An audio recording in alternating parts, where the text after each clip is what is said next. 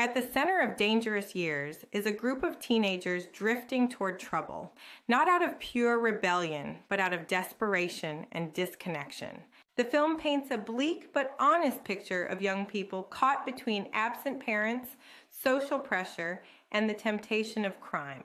Rather than glamorizing delinquency, the story shows how easily poor choices snowball into irreversible consequences. Authority figures appear: police, judges, adults, but often too late, or without understanding the deeper roots of the problem. What makes this film especially powerful is its social realism. The danger isn't just the crimes being committed, it's the emotional neglect, the lack of community, and the warning signs no one stops to read in time.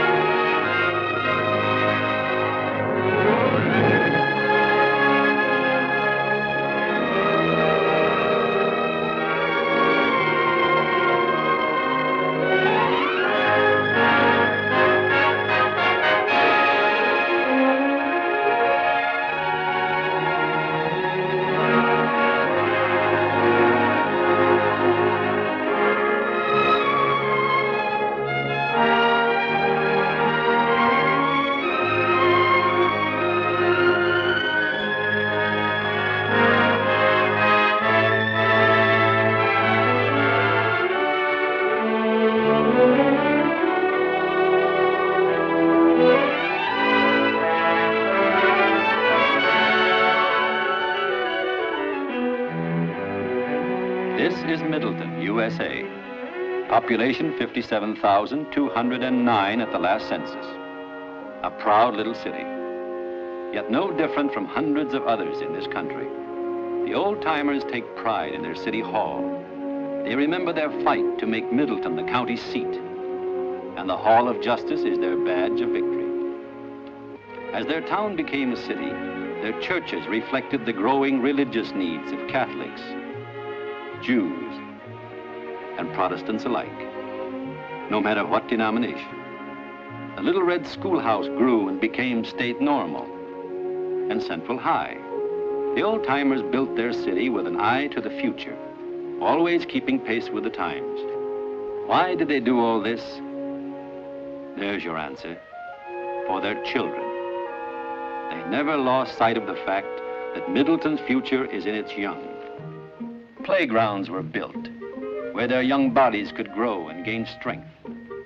But remembering their own youth, the old-timers know full well that there will come the dangerous years of adolescence, when playground games will seem like kid stuff, and when abounding energy will seek new outlets and will follow the leader of the moment in any direction. That's when their hopes rest in the new set of old-timers, like Jeff Carter, who teaches history at Central High and has still found time to organize a boys' club where his teenagers take their finals at becoming men. Why, Mr. Carter, I didn't know you admired my father so deeply. Hello, Connie. He'll be right back. Won't you sit down? I'll let you in on a secret. This isn't for your father. No. The travel folders say an orchid is standard equipment for a South American cruise. No girl should be without one. It's beautiful, Jeff. I wish it could last the whole 6 weeks. I'll have another one waiting for you when you get back. Does that mean you're not going east to study for a master's degree? I'm afraid I won't have time. Oh, Jeff. I know. But they needed me to teach history in summer school. Then there's my boys' club. I couldn't let that fold. Connie, must you argue with every young man who brings you orchids? But it's for his own good. My club has to stay open, and you know it, especially during the summer. As long as I can keep my boys busy, I can keep them out of trouble. But what about yourself? Keeps me out of trouble, too. Dad, tell him what happens to people who work too hard. They usually become rich. But Jeff works for practically nothing. People who work for nothing become either saints or martyrs. Oh, there's no use talking to you. I want you to see this. This makes 5 parents who've complained about that new jukebox hanging out on Highway Hill. Yes, I know. Go for a hole. You know, these places, if run properly, They can be as good for the boys as my club. But 5 complaints. Do me a favor. Let me look the place over carefully before you take any action. All right, but do it soon. I will, because some of my own boys have deserted the club for the gopher hole. There, did the gentleman approve? Beautiful. Yes, isn't she?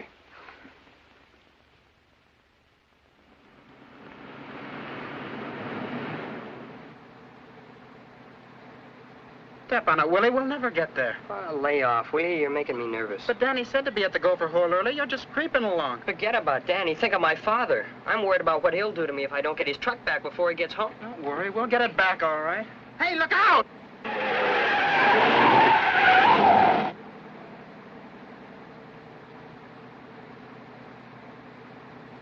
Be careful, will you?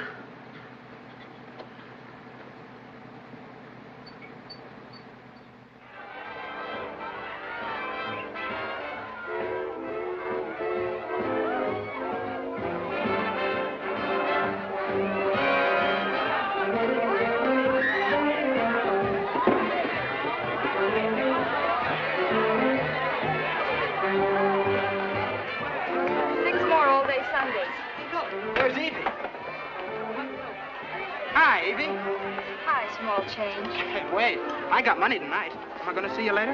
I'm not too tired. But, Evie, I thought we had a date. Look, this tray weighs a ton. Come on, Gene. Let's not keep Danny waiting. Let's go. What's been keeping you? Gee, Phil, I thought my folks would never leave the house. Did you get the truck? Sure. Did you leave it in back like Danny said to? Sure we did. Is Danny sore? Come on in.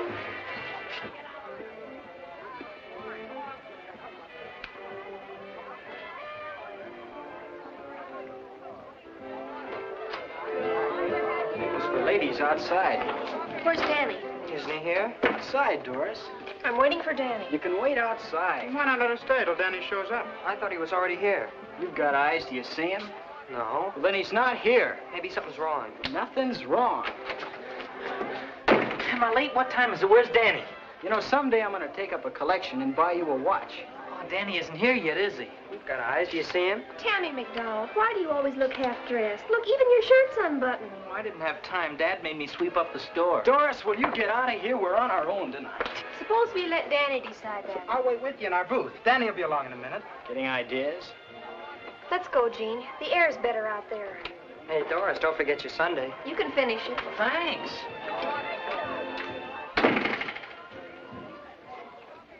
I didn't have time for dinner.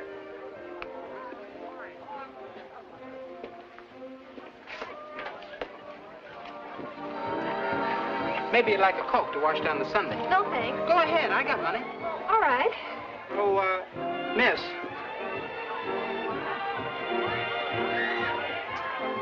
Two double Cokes. Who's paying? I told you I got money. And now you're blowing it on 2 Cokes. Double. My. You've made Evie jealous. Serves her right. She's always cracking about me being a cheapskate. I wish Danny would get jealous. Fella never gets jealous unless he has cause. Here he comes.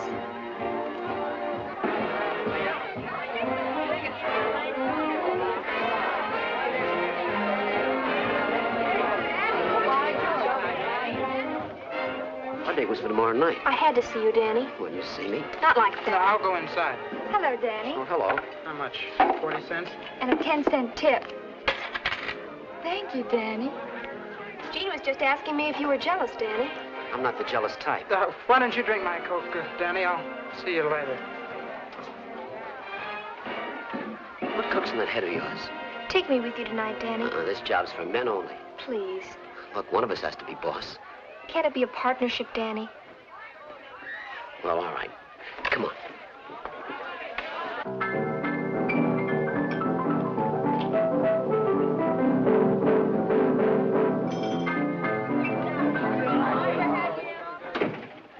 What held you up? It's closing the deal. What deal? The fellow's going to take the stuff off our hands while it's still hot. Easy, fellas. Ladies present. She's coming along. Who told you? Danny wouldn't let her in here if she wasn't coming. Doris stays here. She's our alibi if anyone asks questions later. Which truck did you get? The 1-tonner. Oh, good. That'll hold 10 cases of perfume. Maybe you could hold out a bottle for me, Danny.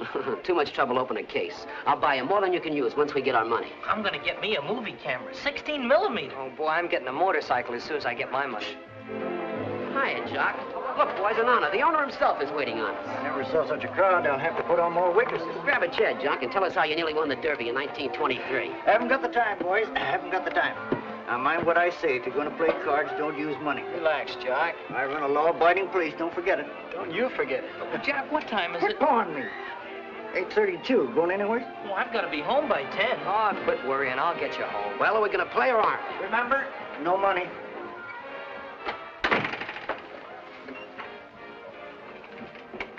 All right, we got a witness that we were here at 8:32. You cover for us till we get back and don't let anyone in. I won't, Danny. Let's get a move on. Danny. Good luck, Danny. Thanks.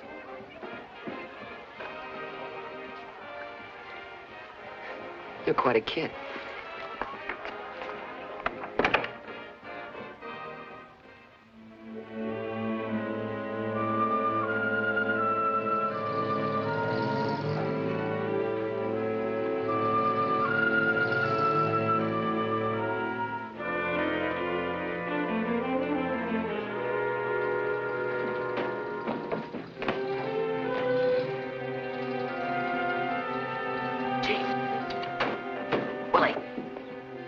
You're our lookout.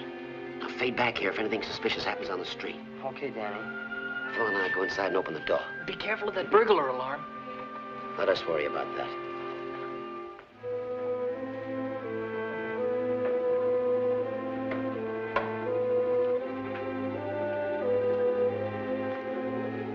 You better get to the corner, Willie. Uh-huh.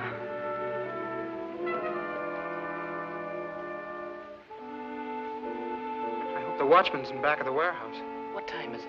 You're always worried about the time. Well, the watchman's upstairs and out of the way at 9:10. Oh. It's 9:10.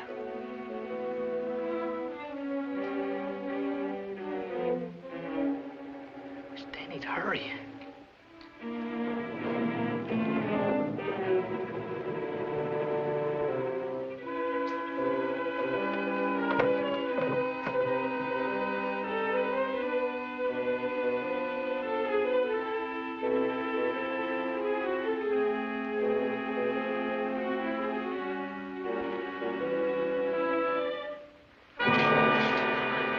Mr. Carter! You little idiot.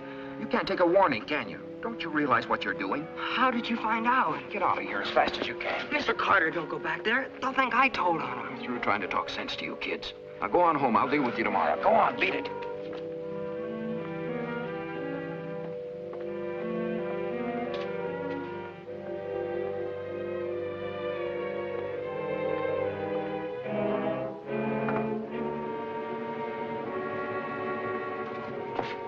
Drop those cases, you hear?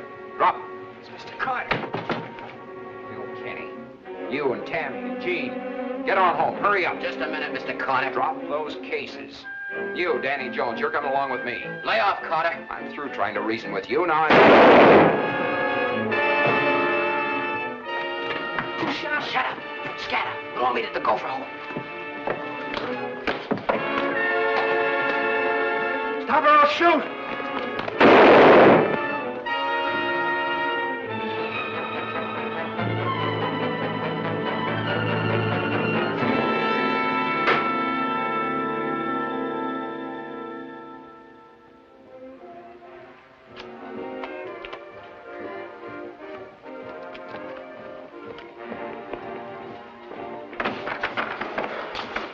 Danny, what happened? Are you all right? Somebody squealed. How about the others? Did they get caught? I don't know. We split and ran for it. Did you see Willie? No. Wow, what a close shave. Anyone follow you? No. All right, mess the place up like a poker game's been going on. Must have caught Willie. Maybe he ran home. Anybody try to get in here while we were away? No, Danny. All right, sit down, all of you. What about the truck? What about Willie? Yeah, what if he squealed? Our word's as good as his. That's the stuff, Gene. Willie wasn't here at all. We played poker. All right, deal him up. Come on, get outside, Doris. Let me stay, Danny, please. No, there might be trouble here. Maybe I'll see you later, Danny. Yeah, maybe. Now remember, you're our alibi. We played poker and Willie wasn't here at all. Yes, Danny. All right, now beat him. Danny, I need a drink. Well, sure thing. Come on.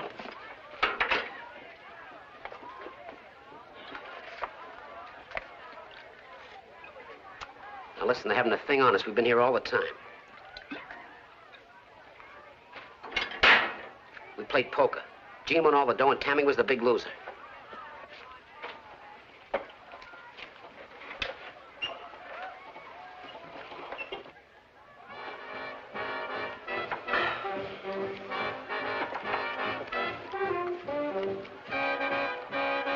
I can't open. I get open. I'll stay.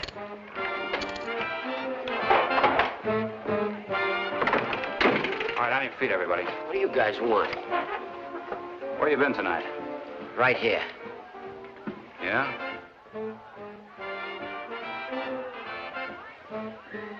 How old are you? Old enough to vote. How old are you, son? 17. How old are you? 17. Here's their bottle. Good. Keep looking for the gun.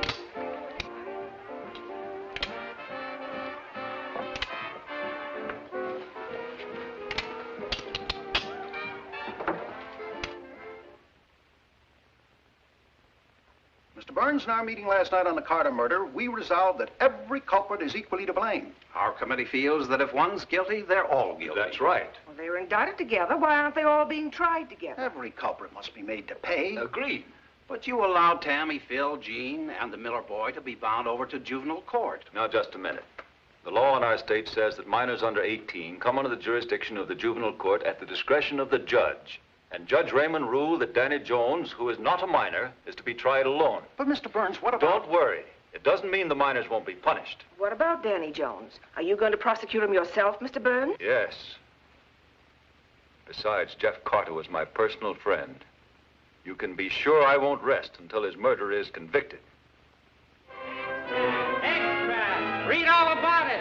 Extra! Extra!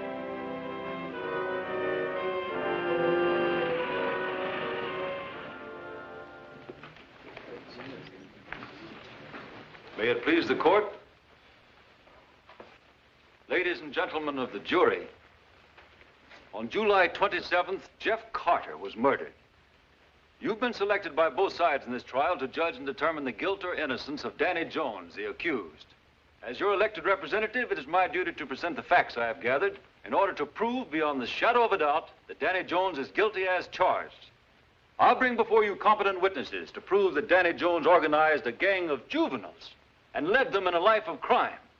That Jeff Carter found out what the accused was up to, and the two men clashed. And when they did, Jones made threats against Carter's life.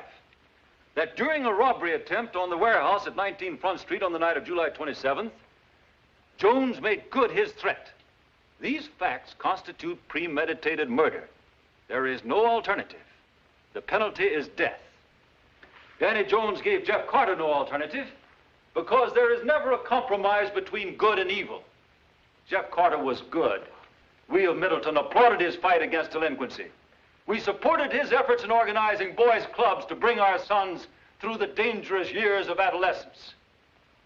We warmed to the magnetism of his entire being. You will see in due time the evil that is Danny Jones. The state's first witness will be Dr. Oliver Hughes.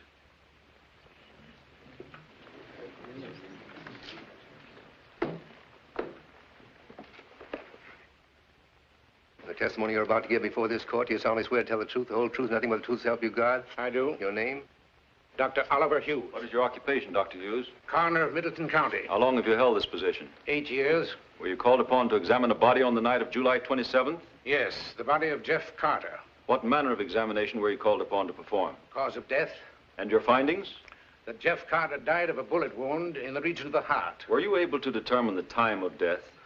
I arrived on the scene at 9:40. Jeff Carter had been dead not more than 30 minutes. Sometime in the neighborhood of 9:10.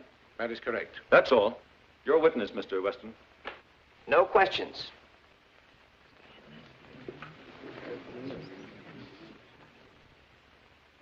Leo Emerson to the stand. Thanks, Dad.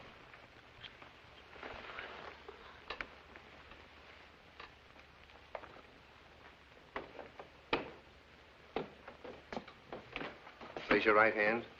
The testimony you're about to give before this court, you solemnly swear to tell the truth, the whole truth, nothing but the truth, so help you God? I do. Your name? Leo Emerson. Sit down, please. How old are you, Leo? 17. Are you still in school? Yes, sir. I'm a senior at Central High. You knew Jeff Carter? Yes. How well? Very well. Do you know the defendant? Very well. When did you first meet Danny Jones? It was last May. How did you meet him? A bunch of us were playing basketball at the club. What club? Mr. Carter's boys' club. I remember I was choosing sides against Phil. I'll take George. I'll take Willie. Gene. Tammy. Ronnie. Bruce. And Jim. Johnny. Stick around, fellas. We'll be yelling for subs all along. Say, you need a referee? Yeah, I guess so. Come on. I'm Leo Emerson. That's Phil Kinney, captain of the other team. Hiya, fellas. I'm Danny Jones. Here, let me have the ball. Oh, you're not long for this world. Hey, you ready, fellas? Okay, here we go. Come over here, baby. Jump, jump.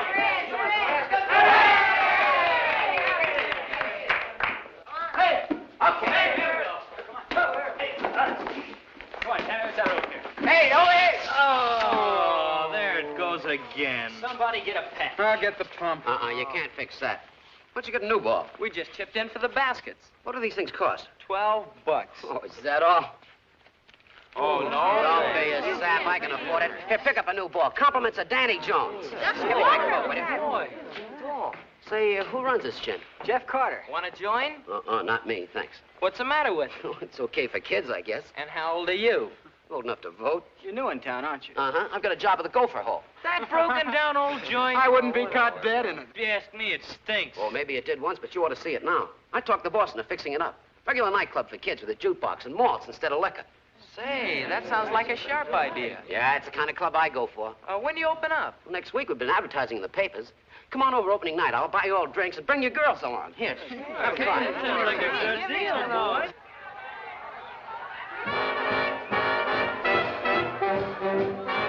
The Gopher Hole made a hit right off the bat. There wasn't a girl in town that didn't want to go out there. It made them and us all feel sort of grown up.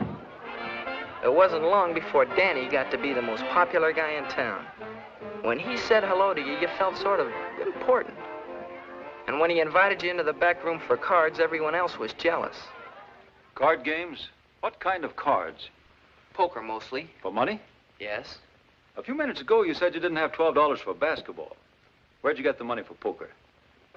Danny taught us how to rob gas stations and stuff like that. Did you and these boys make up a regular gang for that purpose? Yes. Who else was in the gang besides you and the defendant? Gene Spooner, Phil Kinney, Tammy McDonald, and Willie Miller. Why did you join? I needed money. Why? It was personal. You'll have to tell us, Leo. My mother and father separated. Dad went to live in another state. Yes? Mother got a job at the grocery store. I never saw her much, and she was always tired. I wasn't allowed to quit school and go to work, and I had to earn my way somehow. So I joined the gang. Were you still a member of the gang on the night Jeff Carter was killed? No, sir. I quit 2 weeks before. What made you quit? Dad came back home. Did you ever see Danny after your father came home? Yes. I took Mr. Carter out to the Gopher Hole one night. Why? He wanted me to. He said he was worried about some of the fellas. Which ones? Gene, Tammy, Phil, and Willie. I was kind of worried about him, too, so I went out there with him.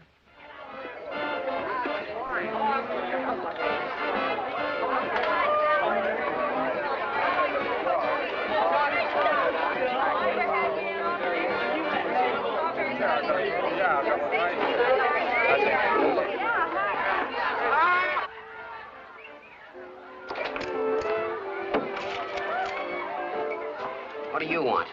Not you, him. I came out to look the place over. I've been wanting to meet you. Well? Maybe I can give you a hand with the work you're doing. I don't need a hand. Well, you're lucky. I need all the help I can get. You came to the wrong place. Maybe I didn't. I'm offering you a job. Me? I've got a job right here. This one's taking care of youngsters ages 7 to 12. I'm no nursemaid. I'm not looking for a nursemaid. I'm looking for someone who can be a leader. Kids of that age need your help. What do they got parents for?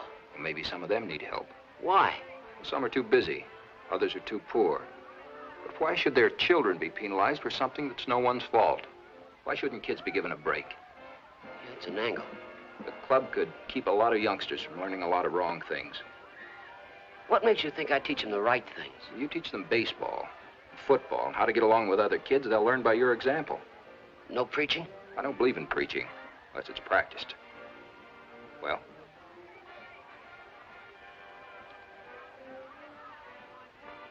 I'm not interested, Mr. Carter. In a few months, you'd be a hero to those boys. Who wants to be a hero to a bunch of brats? Those brats have a knack of catching on to phonies. Maybe that's what you're afraid of. I wouldn't try that again, Jones. Well, Danny, how about it? There's a job like yours for every man in this room. Wrong number. Try next door. It's either that or get out of town, Jones. Get in my way, Carter. I'll take care of you. You don't worry me a bit. I'm not going to let you ruin the lives of these boys. Come on, Leo.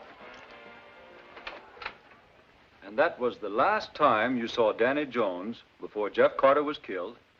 Yes, sir. Thank you, Leo. Your witness. Leo, you testified that before you met Danny Jones, you were the leader of the boys. Is that so? Yes. You like being a leader, don't you? Why, yes. And there isn't much room for two leaders in anything, is there? No. Objection. This line of questioning has nothing to do with the case. Your Honor, the prosecutor was allowed to establish the enmity between my client and Jeff Carter. I propose to establish the enmity between my client and this witness. The questions are allowable. Proceed. Thank you. Leo, you said you liked being a leader. Now, how did it feel watching your friends look up to Danny Jones instead of yourself? Oh, no, that isn't what I meant. I meant... You were envious? No, I was sore. Oh, sore. No more questions.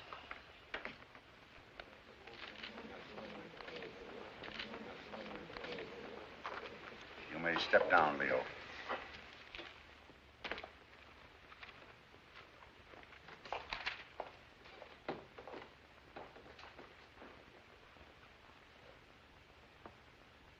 Mr. Burns?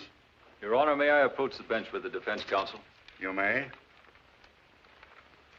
The other three juveniles have decided to stand on their constitutional rights, but the Miller boy has chosen to testify.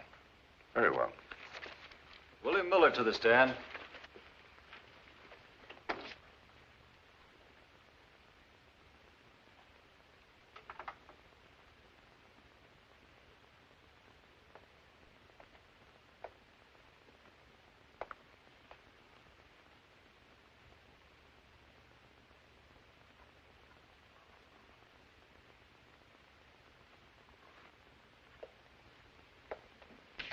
Over there, please.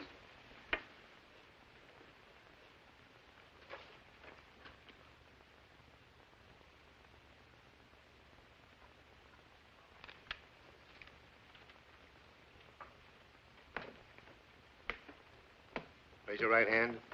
The testimony you're about to give before this court, do you solemnly swear to tell the truth, the whole truth, nothing but the truth to help you God? I do. Your name? Willie Miller. Sit down, please.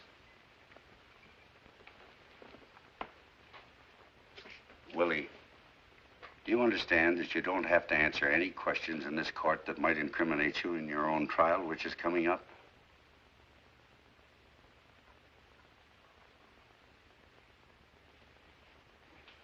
Yes, sir. Proceed, Mr. Burns. How old are you, Willie? 17, sir. Have you finished school yet? No, sir. I'm a junior at Central High School. Do you know the defendant? Danny Jones? Yes, sir. How well do you know him? Well, I was a member of his gang. Can you remember what you did on the night of July 27th? Yes, sir. I went to the Gopher Hole. How'd you get there? I drove my father's truck. Did he consent to your taking it? No, sir. Did he know that you took it? No, sir. You'll have to speak up so the jury can hear you.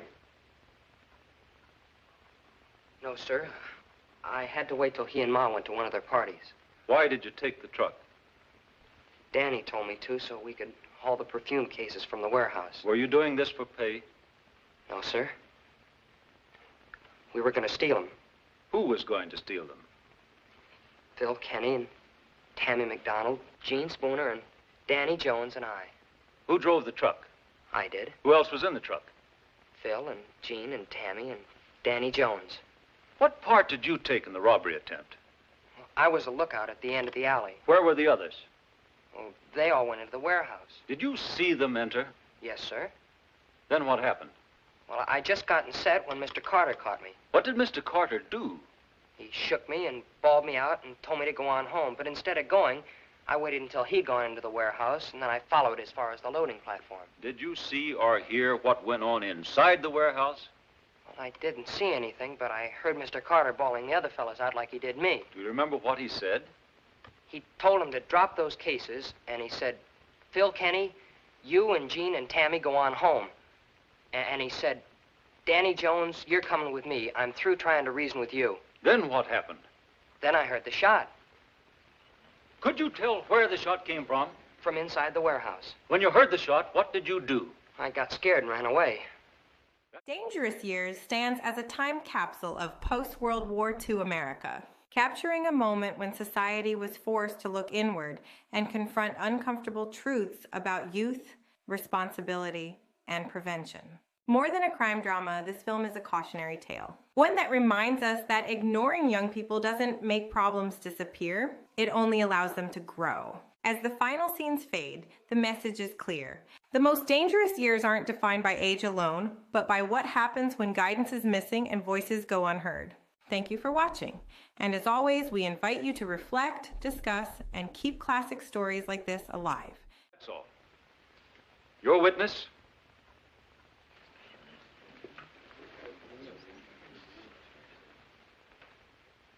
Willie, you say you were scared when you ran away from the warehouse. Yes, sir, I was. Where did you go when you ran away? I went home. Did anything happen on the way home? I don't know, sir. I ran all the way. Was anyone at home when you got there? Well, speak up, son. You're not afraid, are you? Or are you?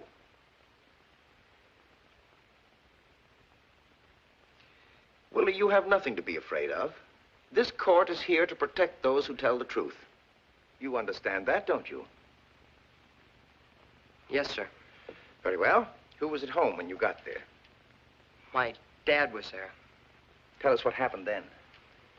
Well, I thought he was still at the party, but he'd come home for something.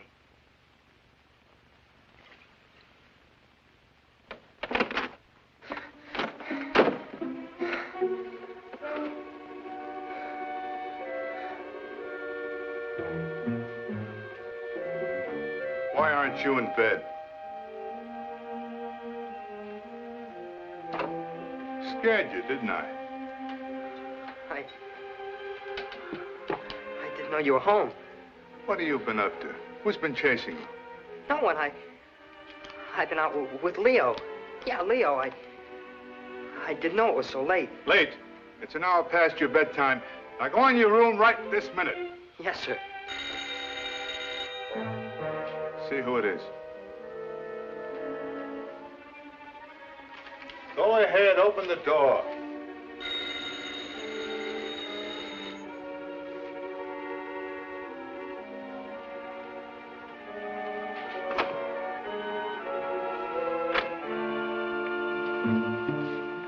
Police. You August Miller? What's the matter? You own a one-ton meat truck, license number 6T5565? Yes, why? Know where it is now? In the garage? No, it isn't. Right now, it's at Connor's warehouse. Was involved in a burglary and... That's why you were out of breath. You were running away. No, Dad. Better tell us the truth, young fella. I'm telling the truth. I didn't do it. You're lying. I'm not. I didn't take the truck. We'll see about that. You wait here. I'll make him talk. You're crying already and you aren't even hurt. You're no good, Willie. I always knew you were no good. You're no son of mine.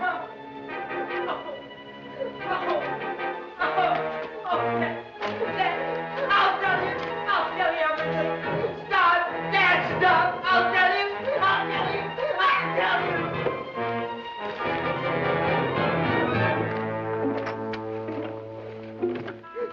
He'll talk now. Go on, tell him. I took the truck tonight. Were you alone? Did you have someone with you? No, there were some others. Who are they?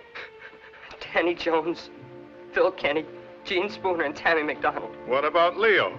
Leo wasn't with us. I was lying. Where are they now? Back at the Gopher Hole, I think. In the back room. Then they took me to the police station. That's all, Willie. You may step down. Just a minute, Willie.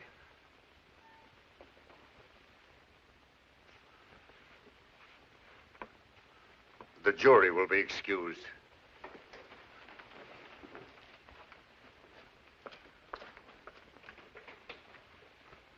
Mr. Burns, were you aware of the method that was used to extract this information? No, Your Honor. That's all, Mr. Burns. Willie, are the two men who arrested you in the court?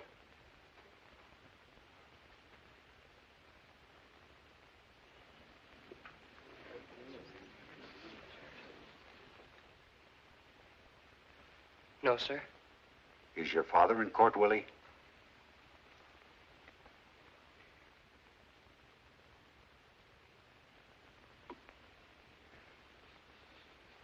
Yes, sir. Mr. Miller. Come up here.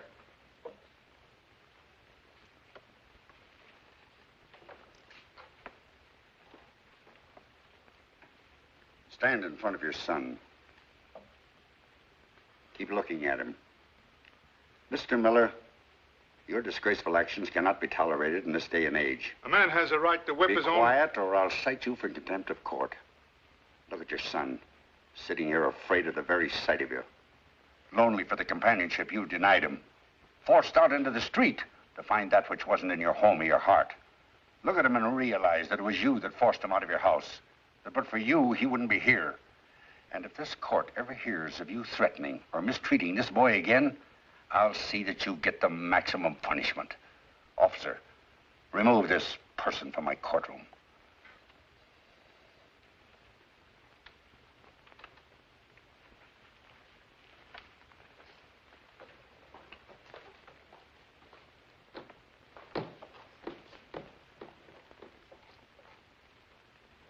You may step down, Willie.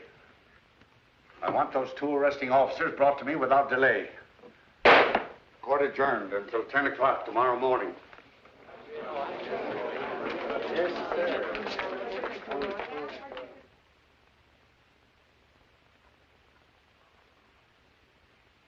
Why, hello, Miss Burns. Hello, Alec. How was the trip? Did you learn to speak Spanish in South America? And Portuguese, too. Your dad will be glad to see you.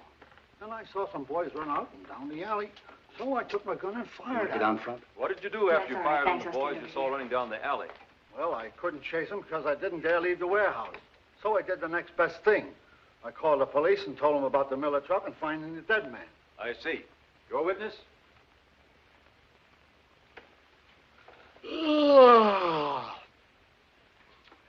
I hope we're not boring you, Mr. Adamson. No, but you're keeping me up. I ought to be asleep at this hour. Maybe you can stay awake long enough to answer a few questions. Well, I'll try. Very well, Mr. Adamson. Now, you testified that you heard a shot, that you ran to the first floor of the warehouse, that you saw some boys run out and down the alley, and that you fired on them. Is that right? That's right, that's right. How many boys did you see? Well, I'm not sure. Oh, there 3, 7, or 10? Well, I don't know. You see, it was dark in the alley and the boys were running. How do you know they were boys? Well... Did you tell me their ages?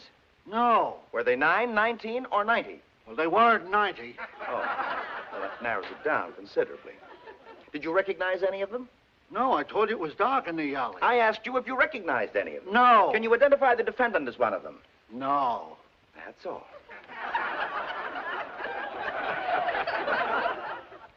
Mr. Granby, what is your occupation? Sergeant of Police, assigned in charge of Fingerprint Division, Record Bureau. How long have you been so assigned? 6 years. Were you called upon to take fingerprints on the night of July 27th? Yes, sir, I was. Among those prints, was the defendant's one of them? Yes. Are these the prints? Yes, this is a print of Jones' left index finger taken while in custody. This is a print of a left index finger taken from a packing case at Connor's warehouse. How many points of exact similarity have you found in those two prints? 12. Ample to establish they came from the same hand. Thank you. That's all. Your witness.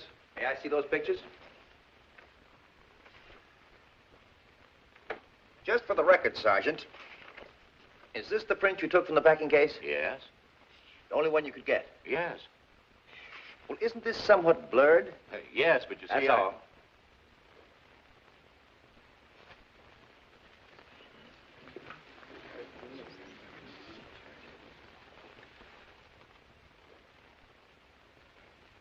Mr. Barnes? The state rests.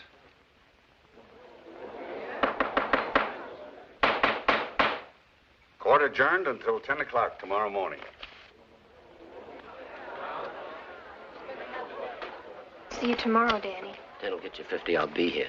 Me too.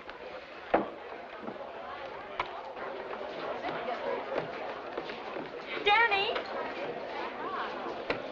Danny! Danny! It's me, Connie. Connie? Don't you remember the orphanage at Clifton? I was the little girl who was always with you. Sorry, sister.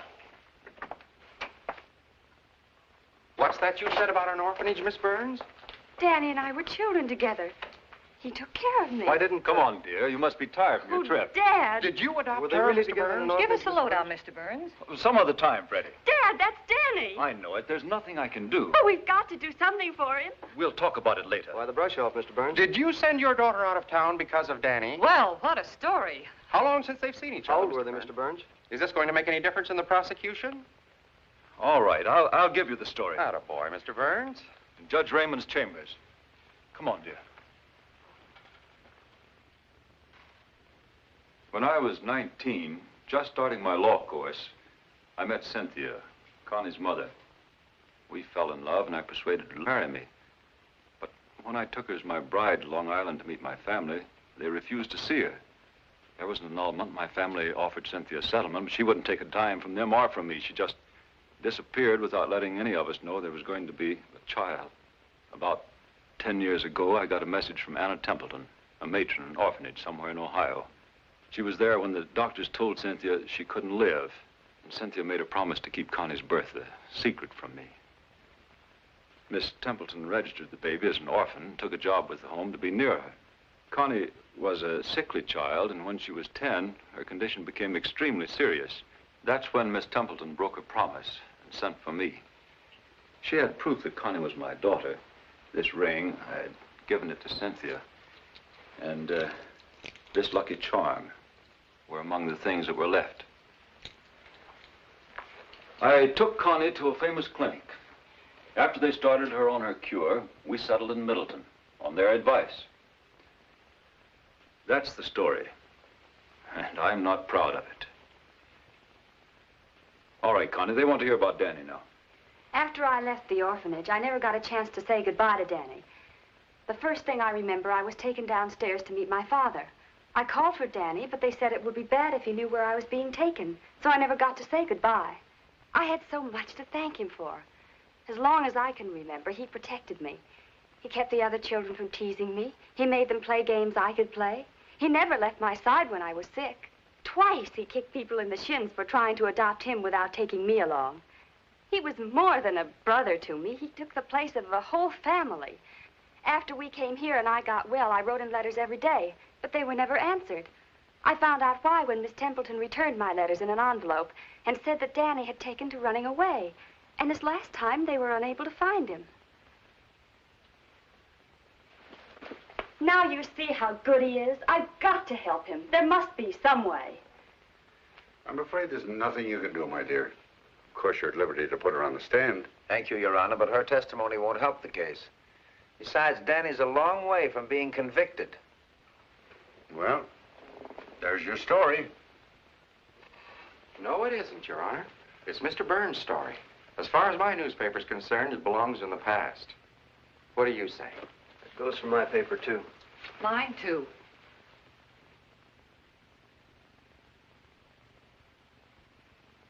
Eaten already? No, I've been listening to the story of your boyhood. It must have been interesting. Yes, it was. Why didn't you recognize Connie when she spoke to you? The girl out in the court? She made a mistake. No, she didn't, Danny. She recognized you as the boy that was with her in the orphanage, and so did her father. Who's he? The district attorney, Mr. Burns. You mean he's the one who took her away from the orphanage? That's right.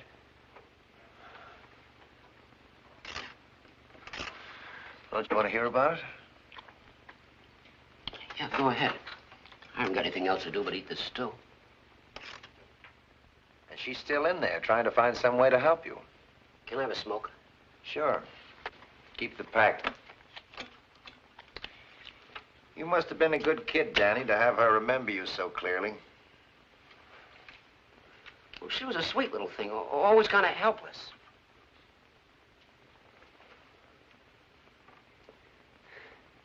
That guy Burns.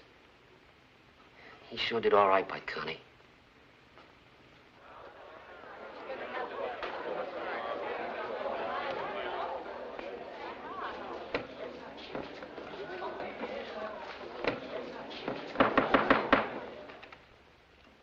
Are you ready to proceed with the defense? Ready, Your Honor? Your Honor.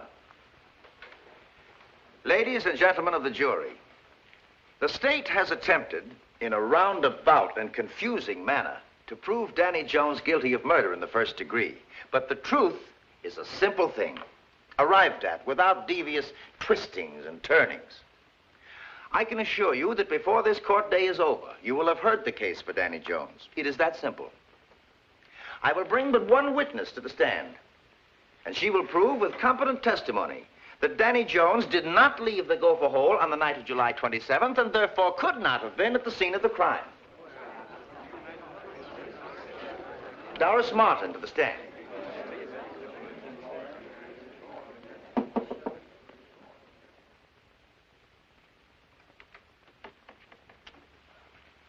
Is this the place where they're holding the trial of Danny Jones? Yes, ma'am. Could you tell me who to give this to?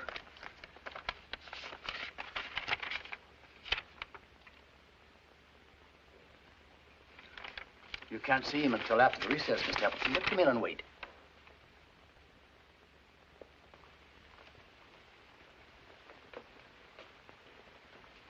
Raise your right hand.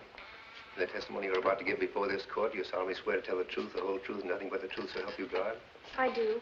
Your name? Doris Martin. Sit down, please.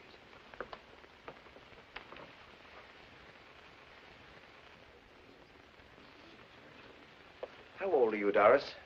17, nearly. Do you have an occupation? I'm still in school. A junior. Do you know the defendant? Yes. How long have you known him? Since May. How well do you know him? I love him. Doris, love is an odd word. It has different meanings to different people. Will you tell the jury just why you love Danny Jones? Well, it all started because I was so lonesome. A girl like you? There just wasn't anyone. Mother isn't alive, you see. When I was 15, Father got married again, and he and his wife took to going away on trips without me. But you were left in someone's care. We had a maid, but she went out on dates nearly every night. You mean you were left at home alone? I didn't stay home. I went out on dates, too. Did you have any girlfriends? Yes, but after a while, they all got jealous. How often did you go out? Every night for nearly a year. Then I stopped. Why did you stop? Oh, it wasn't fun any longer. There was no one who loved me. That's why I was so lonely. I see, Doris. I don't think you do. When you're that lonesome, you get to feeling mad and mean inside. When I met Danny, I knew right away he was different from anyone else. He was kind and gentle and sort of grateful. I think we understand, my dear. How often did you see Danny? Whenever I could. Almost every afternoon and evening. When was the last time that you were together? The night they arrested him. Were you alone? No, we were in the back room at the Gopher Hole. Who else was present? Phil and Jean were there, and Tammy. Was Willie Miller with you? No, Was he there earlier? not that night. What went on in the back room that night? The boys played cards, and I sat behind Danny and watched. What time did the card game start? At 8:32. I remember because Tammy asked Jock Neely the time. And how long did you watch the card game? Until about 10:30. Then I left. Did you leave the back room at any time between 8:32 and 10:30? No, sir. Did Danny or Phil or Tammy or Jean leave, even for a moment, during those hours? No. That's all, Doris.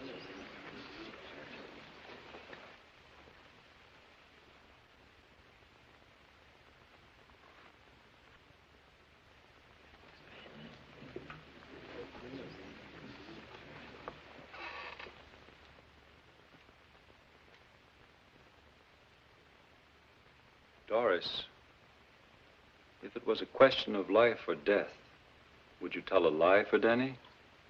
Yes. I'm sure you haven't told any lies, but there are certain facts I want to clear up. Yes, sir. Will you name the boys who were in the back room of the gopher hole once more? There was Danny, Tammy, Phil, and Jean. And no one else? Only Jock Neely when he brought in the malts. There was no other boy there that night? No, no other boy. Do you know Willie Miller? Yes. How well do you know him? We grew up together. Does Willie drive a car? Once in a while, his father lets him use the delivery truck. Would you recognize it if you saw it? I don't know. When did you last see it? I don't remember. Did you see it July 27th? No. Was Willie in the back room July 27th? No. Who was in the back room that night? Danny, Tammy, Phil, and Jean. You forgot Jock Neely. I thought you only meant the boys. Boys? What boys? Danny, Tammy, Phil, and Jean. When did you last see Willie's car? I don't know. When did you last see Willie Miller? I don't remember. What time did the boys come back from the warehouse? I don't remember. Was Willie with them when they came back? No. Was he with them when they left the back room? No. Your Honor, the prosecutor is deliberately trying to put words into this girl's mouth in an effort to bewilder and confuse her. This isn't a third degree, it's a jury trial. Sustained. You will frame your questions in accordance with full legal procedure. Strike out the last 3 questions. I apologize to the court.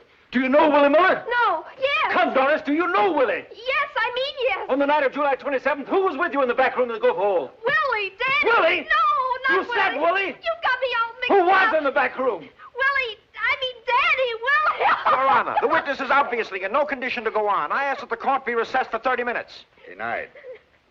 All right, Doris, tell me, who was in that back room on the night of July 27th? I can't tell you anymore. Was Willie there that night? Yes, yes. Oh, leave me alone, please leave me alone. Not till we know the truth. Yes, he was there. They didn't play cards at all. They went around the warehouse, all of them. Danny, I couldn't help it. I didn't know what I was saying any longer. I couldn't lie anymore. Don't be mad. Please say you're not mad. He made me do it. I couldn't help it. I couldn't lie any longer. Quiet, please. Court will recess for 30 minutes.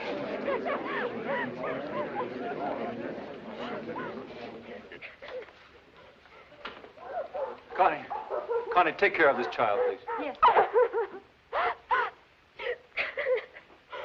Hey, God, get me out of here.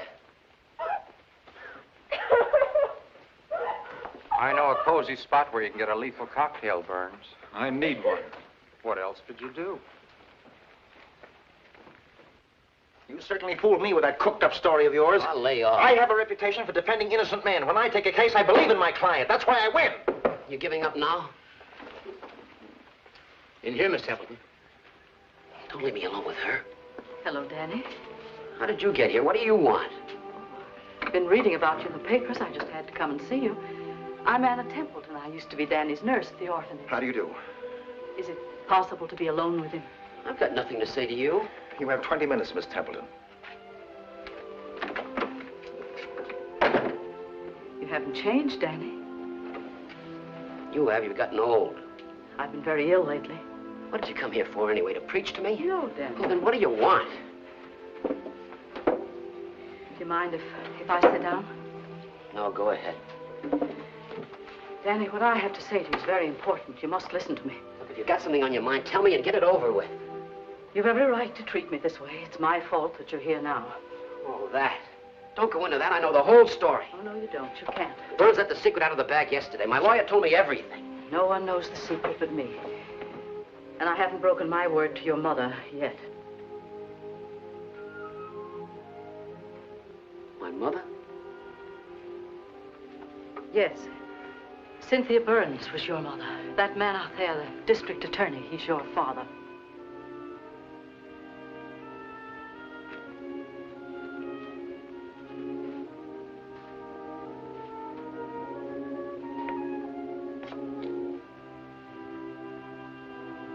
what? You're Edgar Burns' son. Me? I had to do it. The doctor said Connie would die if she stayed in the orphanage, and I knew Mr. Burns would take good care of her if he thought she was his child. Oh, no. Wait a minute. I can't forgive myself for what he did to you, Danny. I shouldn't have meddled. I should. Go tell your secret to the old man. See how he takes it. I want your forgiveness. Go on, go tell him. There isn't any time. Go on, get a move on. Tell everybody. Tell him what a big joke you played on me. Tell him what a big joke it is on Burns. Tell him what a big joke it'll be on Connie. Wait a minute. You're lying. This is some kind of trick. No, Danny. Yes, it is. That Burns, he's got brains. How about the birth certificate? How did you fake that? Go on, tell me. You never had a name. Your mother gave them a false name. How about Connie's mother? Connie was a foundling. We named her at the home.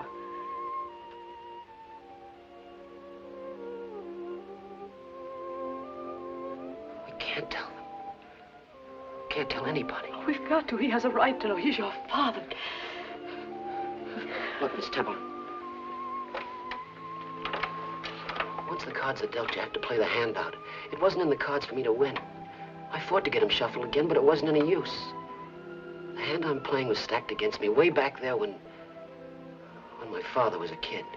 But he must know that he's sending an innocent boy to his death. He's your father. We've got to. Listen, Miss Templeton. I did it. Whatever's coming to me, I deserve. I killed Jeff Carter. Yes, I killed him in cold blood. If you tell your story now, it won't do any good at all. It'll only ruin the lives of two swell people. Connie and my father. Promise me one thing. Keep that secret till your dying day. I promise, Danny. You always hated tears, didn't you? I guess I can stand them this once.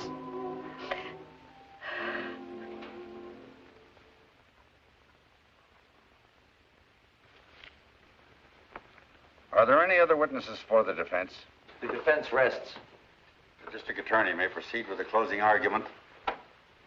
Your Honor, ladies and gentlemen of the jury, when I opened this trial before you, I said I was going to prove through competent witnesses that Danny Jones killed Jeff Carter. It has now been proved beyond the shadow of a doubt that Danny Jones is guilty of premeditated murder as charged. Every soul in this courtroom knows that Jones is guilty. Danny Jones is like a weed that poisons the healthy, useful plants in a garden. The way to eliminate a poisonous weed is to destroy its roots. But Danny Jones' roots were entangled with those of Leo Emerson, Willie Miller, poor little Doris Martin, and the others. I could get at Jones only through those children. He had infected them with his poison. Before you go into that jury room to consider your verdict, you should be profoundly thankful that the poison of Danny Jones' breed did not enter the blood of your sons and daughters. And there can be no mercy for this vicious little big shot who was so bent on twisting and blighting and poisoning the character and fiber of our boys and girls that he could not stop short of the premeditated murder of Jeff Carter, the real friend of our youth. Danny Jones is heartless. His mind is warped, his blood is bad, and he's a killer. Under the law, he must pay the penalty of death for this inexcusable and cold-blooded murder. No, no. You can't kill him. You have to hear me. I've something to tell you. No, don't listen to her. Throw her out of court. You have to listen to her. She can't tell you anything you don't know already. Don't let her talk you, but stop her. Quiet, please. If you have testimony of value to this case, why haven't you offered it before? I just arrived. I came as soon as I could. It's incumbent upon us that we hear what this lady has to say.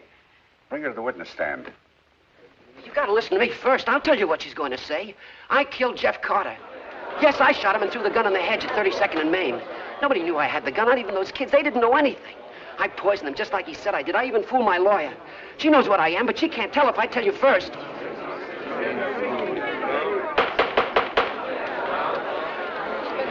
Don't let her talk. Don't let her talk.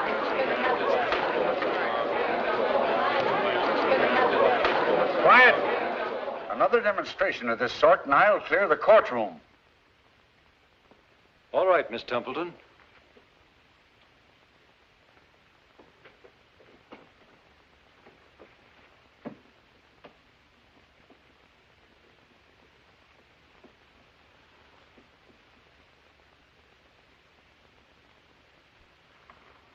She's dead.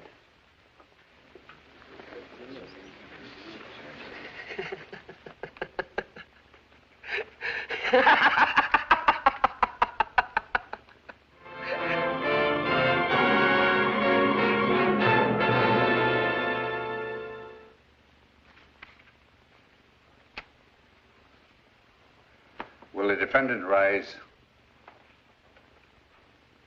Have you anything to say before I pass sentence? Yes, Your Honor. But first, let me express my thanks for your acceptance of my explanation with respect to Doris Martin's testimony. If I had known that this case was based on a lie, I wouldn't have taken it. Now I'm thankful I didn't know, because there is more to this trial than the mere conviction of a young man who has admitted his guilt. I want to speak in explanation for Danny Jones rather than in defense of him, because in his explanation lies the mitigation for his crime. We boast that every American is born with an equal chance. By an equal chance, we mean a decent home, loving and dutiful parents, and an adequate education with which to start him on the road to becoming a useful member of the community. How much of this did Danny Jones receive? Did he have what we consider a decent home? No. For no matter how hard we try, we can't include parental love and understanding in the structure of an orphanage. We can only provide shelter and education. The record shows that Danny Jones spent most of his time running away. But he didn't try to escape because of inherent badness. He ran away in search of affection when the one person he loved was taken from him. Now, what about his parents? Who are his parents? Where are his parents? No one knows, not even Danny Jones. Can you now say, Danny Jones, I judge you with the same measuring stick as I would someone who had all those advantages? Would that be giving Danny Jones the break that we Americans insist everyone is entitled to? We must understand Danny Jones when we judge him. We must recognize him as the symbol of so many others to whom we must somehow supply the advantages that are the birthright of every American boy and girl, not only for their sakes, but for the ultimate good of the American community. That is the explanation for Danny Jones. He's ready for sentence. Thank you, Mr. Weston. When the terms of a sentence are left to the discretion of the court, as the laws of our state provide, the judge must weigh every aspect of the case with utmost care. This I have done. Danny Jones, you stand convicted of the crime of first-degree murder. It is the judgment of this court that you be confined to the state penitentiary for the rest of your natural life. Court adjourned. Danny, the law offers a reward for good behavior, even for those serving a life term. I hope you take advantage of it. We'll be working for you, Danny. My father and I. I hated him until I saw you that day. Funny how easy it is to change your mind. You don't hate him anymore? I couldn't if I tried. After all, he's your father.